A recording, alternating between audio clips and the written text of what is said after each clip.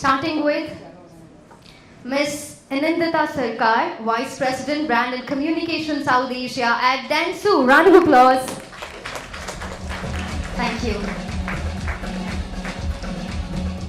Next up, I'd like to invite on stage Mr. Gaurav Laghate, Head Corporate Brand, PR and Corporate Communications, Sony Pictures Network India. Thank you so much, Gaurav, for joining us. And this session will be moderated by Ms. Venkata Susmita Biswas, Lead Content Strategy, Corporate Communications at Tata Consultancy Services. Thank you so much, Ms. Biswas, for joining us today.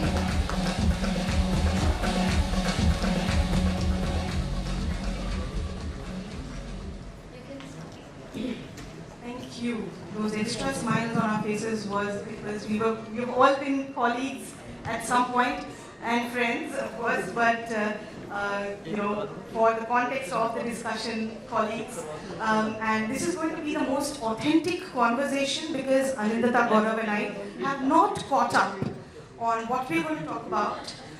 We're going to keep this interesting and hopefully informative for all those of you who are journalists, 3 of you, 4 of you, whoever. So, so the move to corporate communications for a journalist is very obvious.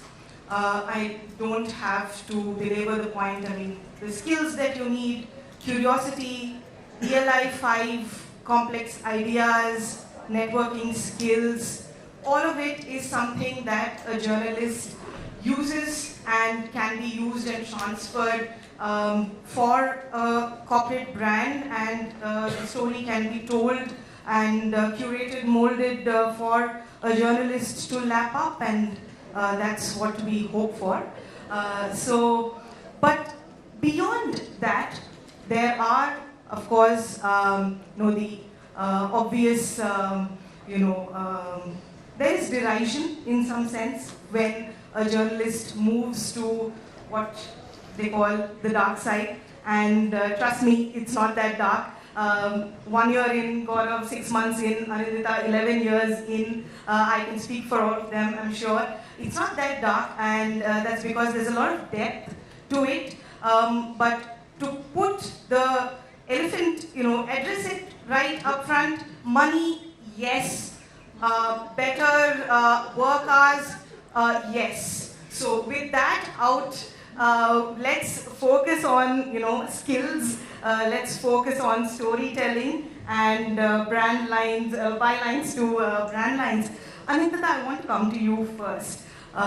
For you, you have been a corporate communications professional now longer than you have been a journalist.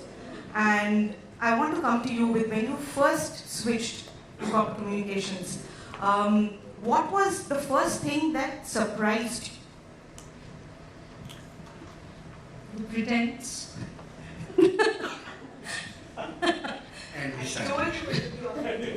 So, when you're a journalist, you're on a high. Everybody wants to talk to you because you are the bridge to the platform that will make people famous. Yes, we give them, I still call us, and just address us as we again.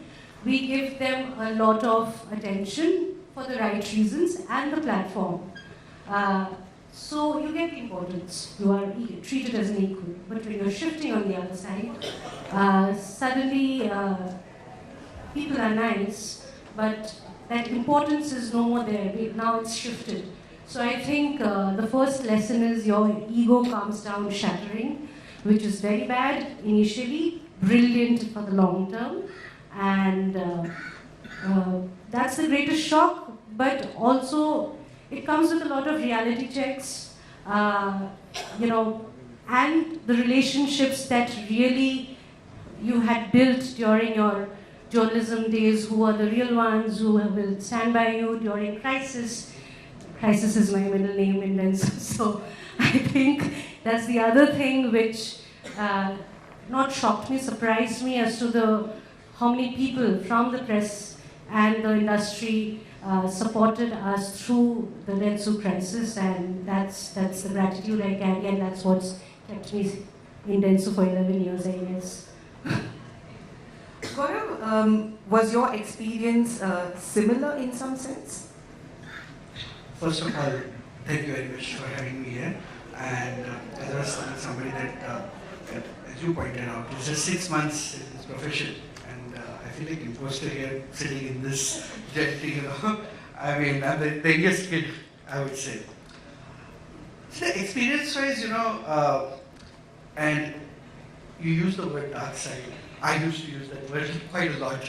I told her that, I told a lot of my friends, yeah, you're moving to the dark side. And it's not just a layer of money, but if I can be candid, it's just the two sides of the same coin, right? And yes, the coffee is great. Also, having said that, see what we were doing earlier, and I did that for almost 18 years, just 2 months shy of 18 years. I was a journalist and I was covering the same sector, media, entertainment, sports, business, etc. And I was kind of bored. What next was always in my mind. And after doing a couple of websites, then ET Business Standard and Mint, where you go, right? And then this opportunity came. And I was curious, like the curiosity was always there that what next, and you have been asking questions, hopefully right questions and difficult questions. But what about it if you're on the other side? Will you be able to answer those questions? That curiosity, good platform. So I moved, and frankly, it's not been, it's a great learning experience. All right. I think when I've told Shrikant that, I was pleasantly surprised that the move hasn't been as bad as I imagined it in my head, and I think Gaurav is saying the same thing, and true for you, Anindita, and it comes back to what you were saying, Gaurav, telling the story from one side and the other, and putting that story together. But beside that, what I also want to know is, have you ever felt, I know you've been in the profession for 6 months, the skills that we talk of, which are common to both journalism and communicators, is there something where you feel that there was something new to learn? Like, yeah, we can tell stories. Yes, I can write a great, messaging document, I can write a narrative for my CEO, whatever. But there's something new for me to learn here, and you spoke about learning. So Gaurav, if you can go first, and then Anindita. Yeah, writing now, ChatGPT, if you have not the right prompts to. The biggest learning was, as a journalist, you always are me first, breaking stories. Here, it's all about wait, see first what it is, see the narrative, right? As a journalist, it's all about credibility. Credibility is here also, but it's also about consequence here. As journalists, you don't think about it. You're on one story to another story to third story to fourth story. Here, everything, the reputation of the brand is dependent on what you are giving out. And a half-baked story for a journalist is okay if there's something breaking into it. But a half-baked story going out from the comms person or messaging going out from the company can be disastrous. So those learnings, and in my first couple of weeks, I remember it was any journalist who ever called with any question, I was very quick to, oh yes, let me answer them. Because, when I used to call and people used to stall, oh no, right now we can't answer, wait, no comments and this and that. I was like, these are idiots.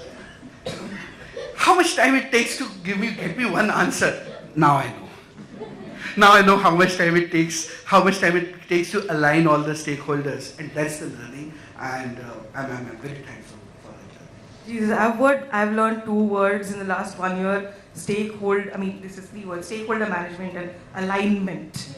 Alignment. Are we aligned on it? I think these are things I've learned. But again, going back to that same point, there is this urge that I have a story, right? And when you're inside and you see these beautiful stories, right? And I'm sure you have them at Dentsu, you have them at Sony, they are there at TCS as well. And there's this itch to, oh my God, I need to tell someone this thing. But then you have to hold back, and there is a right time for everything. Anindita, I want to come to you with this piece of restraint in communications when it, as opposed to journalism. That story is breaking, I'm telling it, and it's almost always now that, we're all on the other side. A journalist sends you an email, they have done their due diligence. I'm filing this story at 6 p.m. EOD, you respond by this time, I'm going ahead. That's it. It's a word of information to you, and then what you do with it is up to you. So how do you handle those things? Because you also might be sympathizing just the way that Gaurav was with the journalists. How do you deal with those situations? Advertising, PR, and particularly our industry, it's our people are our products, So it's the people. So when a journalist writes a story, he's accountable or she's accountable to the editor and to the public. When our story goes out, we are accountable first of all to the organization, to the leadership, and to all those people who are going to read it, perhaps on the most untamed animal on this planet called social media, and interpret it in ways that's mostly going to be negative, because that's the human tendency, which will then react in a way where clients will come back to you and ask what's happening, and finally it turns into a business impact.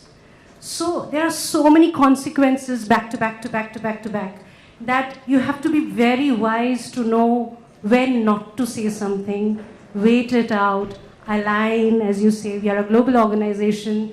You may have a certain plan of action in the local market, but social media doesn't care about local and global. The borders fade away, and when the story reaches the US market or the UK market, where we have to work very, very closely with the legal team now, given the environment. Everything impacts. Anything has happened in India. The first question has come to us from a US market or a UK market, because India is such an important market in the global P&L system that you have to be very, very, very careful. And it also impacts people, their psychology, we are in a place where people are worried about their jobs, their lives, so you have to be very, very empathetic before you go out and know what the consequences are going to be. And at the same time, the journalist understands. I don't think that's his or her job. They are going to do what they're going to do. But if you are very, very transparent and real and show them the perspective that you're coming from, I think they understand. That's how at least I deal with things. So, and I think going back to one of the points that Shreyas raised in the previous panel discussion was about the negative story that never came out, and handling that crisis is possibly the greatest high you can have, right, as a comms professional. I mean, of course, putting a positive story out there, that getting the page one attention is a whole different story, but containing crisis, I think, ranks far higher in some sense. And how do you, evaluate the highs that you get from either, seeing your brand on a page one or a cover somewhere, or a crisis well managed, or anything else that might give you a high as a comms professional, versus seeing your byline on the page one of the largest read business daily of India? How do the highs compare, Gaurav? Well, I would say after 17, 18 years, bylines didn't matter anymore. Because after that you reach a level where your team, you were working for the team, you want your team to grow, right? So I was already in that phase where I was writing less and I was saying that my team should do more stuff, right? Helping them more. So byline that way had already got down, and I mean, it was not by design, it was by choice, right? On the crisis part, yes, and I can say that there have been a couple of situations where we averted crisis. News didn't come out, which was thankfully it will show next month in the bonus. But having said that, that yes, that's a high, and that's a bigger high, because you proved yourself in a new setup, right? Where you are a new person, And while a lot of, because you are an outsider, a lot of people are looking at you, you're under the spotlight, and not many want you to succeed, right? And I mean, it's a general behavioral problem. Second thing I would say is, but we had unfair advantage also, right? Because I mean, I've gone to a company which I have covered for so many years. So you know the leadership, you know the people, and you know how it works, etc. from the outside in. So it helps, of course. And because you know being a journalist for so many years, and networking and your media relations. I mean, they all are friends, right? So a call, but it also helps in a way that before I start pitching to anyone, I'm taking cognizance of the fact that would I have done this story? If yes, then only I will say. So sometimes I am the biggest critic internally for my leadership. That okay, no, this is not going to fly. So I think first and second checks are there only. So it also helps. Do you miss your bylines, Anindita? I don't miss anything. But so about the highs as you spoke of, you know, I used to think journalism is a thankless job until I went into comms. So, you know, it's so difficult to make someone understand the importance of comms because again, until it's hurting somebody, as rightly it was told, or it hurts business directly from a reputation point of view. And it may sound very sadistic right now, but because of all the crises that we did go through and the way it impacted business, so we directly don't impact revenues. Yes, we don't bring in the money, but the impacts have been so huge that, you know, comms has earned a table at the biggest, with the stakeholders at the top, and we participate in decision making. One, that's a high, it's taken a long time, but it's a great high to have because you become the bridge now, and you tell that, no, this is going to impact, you know, like some press secretary of Trump telling, don't talk anymore. And the other high, again, it's personal, I think, is when you have, first of all, you have CEOs and CXOs coming from very different backgrounds, and they only think from a P&L perspective and a client first and business perspective, and they don't really think that comms is much for the first 6-7 months until again another crisis hits and they say, where are you, you know? And so it's always, I think, that's not a high, but it's the acknowledgement that has to come through the toughest times. But yes, you finally bring that attention to comms, and you have to align everybody. You have to bring everybody. It's like that mama at home, you know, where all the children have to like each other, love each other, be good to each other. The world outside is already burning. Don't fight here. You know, those things happen, and your profession changes you, I think, as a person also. You grow. And Shrikant once had told me, I don't remember if he remembers, but initially when I was writing stories, I used to use very heavy words in the copies, and he said, you know, don't think the reader is a fool. You know, don't mock their intelligence. Would your mama understand the story that you wrote? You know, increase your audience base. So simplifying the language and the impact and the consequences of what comms does to business and to everybody around, bringing everybody together, and now they know and they align top down. Cascading is easier. It's taken me 11 years, but I think it's a great high. No, that's wonderful. I mean, rightly said, right? We don't sell, but we help sell. And that's very important. Averting crisis, I hope nobody ever faces those situations, but we do. And, you know, when that happens and comms shows up the way we do, because, you know, we think end to end, everything, because everybody else seems to be thinking only about their function.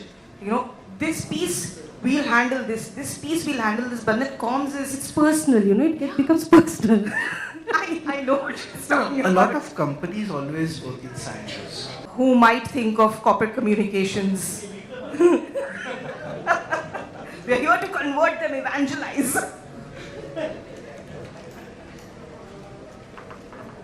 No, I would say it's not that, I don't know, we worked together and she's saying journalism was thankless. I never felt that way. So let me, yeah, I was one of the privileged ones, but so I never felt journalism was thankless and I don't feel that comms is thankless. In fact, comms is one of the most important function. Now I'm realizing once you have seat on the table, once you are sitting with the management committee and talking with them as equal and making them understand the importance of comms. Yes, you are not a revenue function, so they don't look at you with the same lens, but you are very important. So, yeah, thank you. You can't fight AI. You can't. So collaboration with humans are going to be the only way out. So stop looking at each other as competitors. Start collaborating internally, externally. Because when you're a journalist, you're a very solo player. It's your story, your byline, you move on. Maximum when you're jointly writing a story with somebody else, that's your partner. That's not comms. Comms, you have to bring everybody together. And I always tell this to my team, seniors and juniors, that AI can do everything. So focus on things that AI can't do, which is become deeply, deeply, deeply human, understand people, build relationships, go out there, roll up your sleeves, get the job done, get out on, get on the floor and just go and do the job, because execution is key. Thinking, AI can do. Reading between the lines, that's what we must. That's where do things that AI can't, is where you must focus on human behavior, relationships, execution. And I think we are good to go. Super. I should have had this panel discussion a year ago. I would have had a lot to, learn from. So yeah, I think that sums it up in some sense, right? One is comms does have a seat at the table, and they show up when there's crisis, and those are the kind of eyes for comms professionals. It's not just bylines, there's a lot more beyond that for journalists who might turn to comms. And I think alignment is abused, but what alignment really means is, getting everybody together on board let's come to a middle ground, let's agree to do something together so that we can, show the brand in the best light possible. So alignment is that reading between the lines and those human connections that AI can't make. So great parting words from the two of you, and thank you so much. Thank you. Thank you, everyone.